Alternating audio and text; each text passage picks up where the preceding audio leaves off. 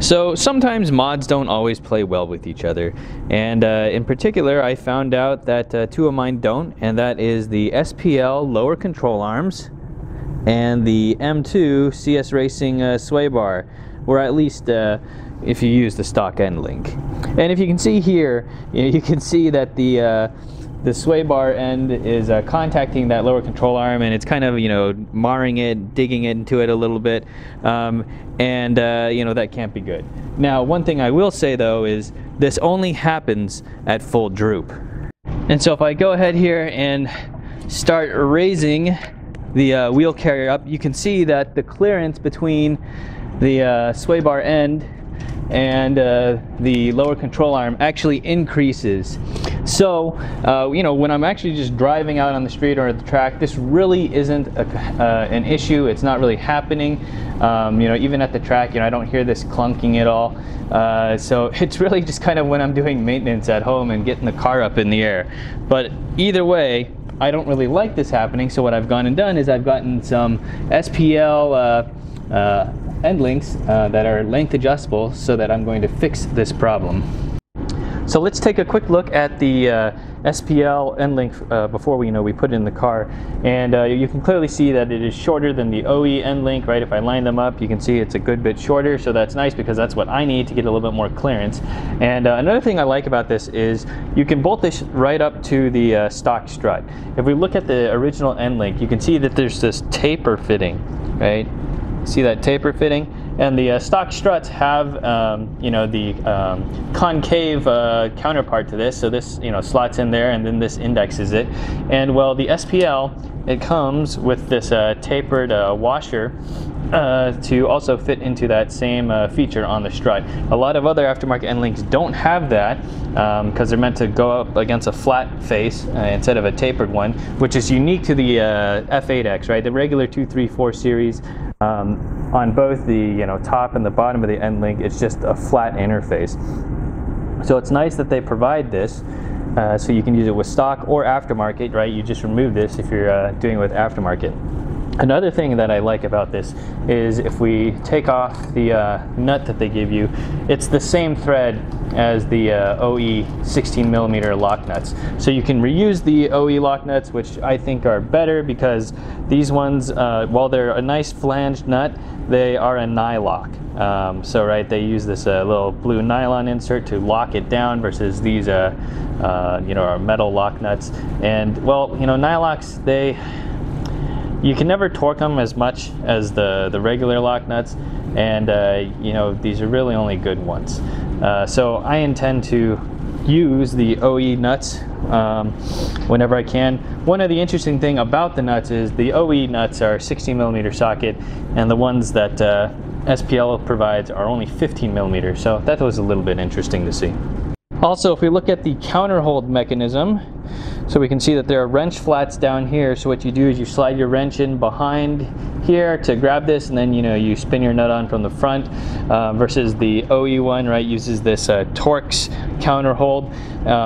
I like this a lot better because getting a Torx in there can be kind of clunky, and the nice thing about the SPL design too is they actually left enough room for this wrench flat, and between that and the race for the monoball, so you can take your standard size wrench, fit that in there, and you don't have to worry about using super low profile wrenches. I've seen that happen a decent amount of times, and it's always so annoying. You're like, oh great, I'm going to install this, you try and get your wrench in there and you can't actually do it, or it causes your wrench to stand off higher, so you need to go get a low profile wrench.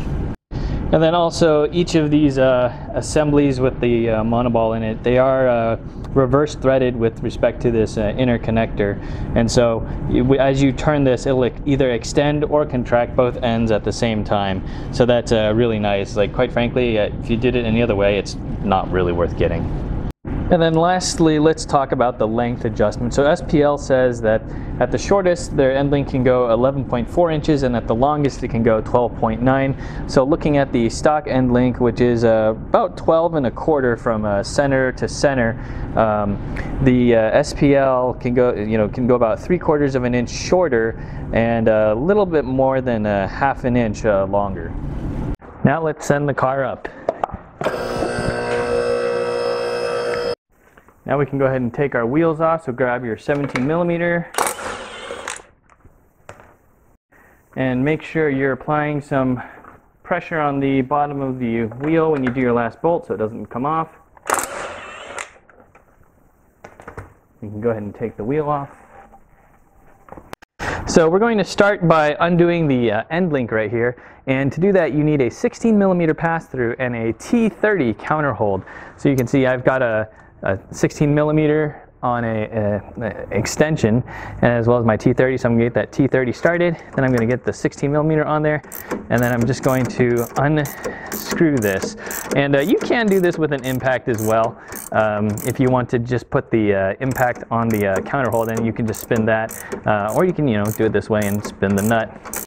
Now we can pop the end link out, and we'll just set it to the side in front here out of the way. Next we can begin releasing the end link, and so this is a 16 millimeter nut, and then the threaded rod attached to the ball joint is a T30 counter hold. Just to break it loose, you don't really need a counter hold, just go ahead and get your 16 millimeter on there and then torque it. And then once that's broken free, go ahead and get your T30 counter hold in there, and then you can continue removing that nut till it's all the way off and the end link is free. And then once that nut is off, go ahead and take the end link and slide it out of the sway bar. The sway bars are typically under tension, so you may have to bend it a little bit. You see how the sway bar wanted to spring up back into the natural position, so you may have to just bend it a little bit in order to slide the end link out.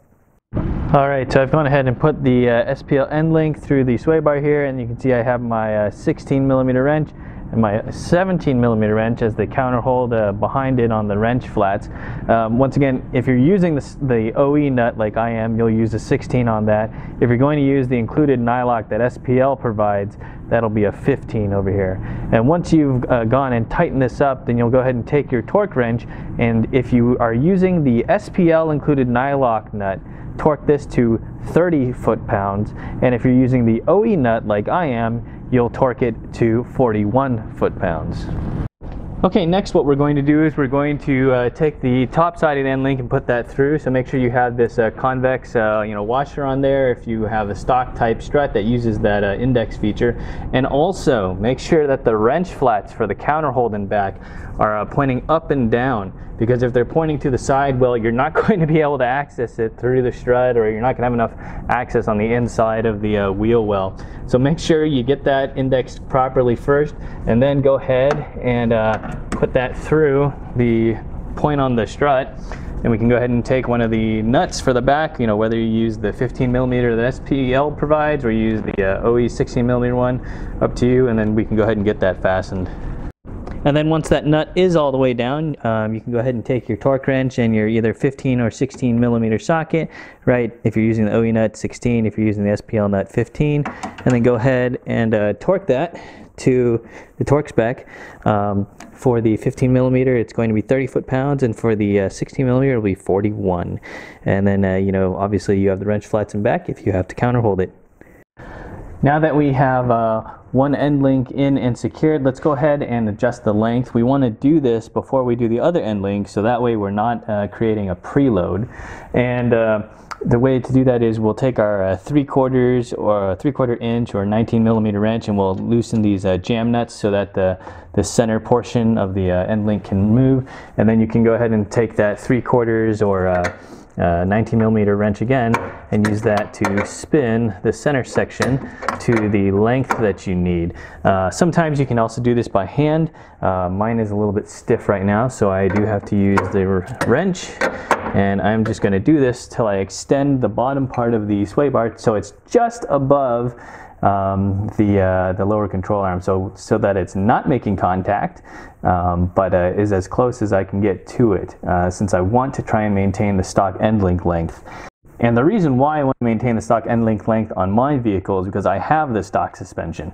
If I have a lowered suspension, then I'm actually probably going to change the end link length away from stock in order to get a more optimal geometry.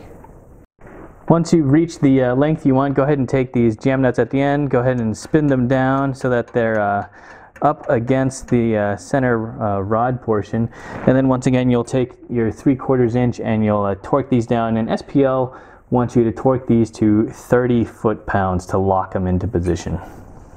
And since you'll be doing this with a crow's foot wrench, remember you need to put your crow's foot at a 90-degree angle to the head of your torque wrench, otherwise the torque you apply is not going to be accurate.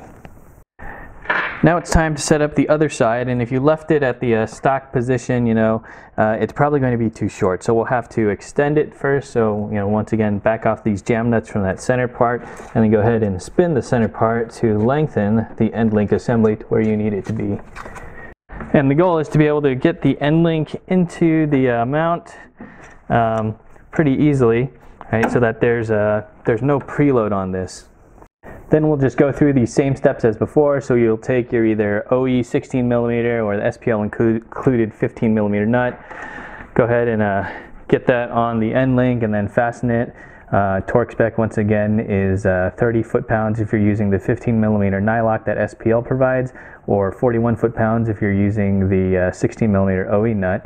And then we'll go ahead and take our 18 or 19mm wrenches, get these jam nuts onto this center rod portion, and then torque these to 30 foot-pounds on top and bottom. Now we can go ahead and put our wheels on.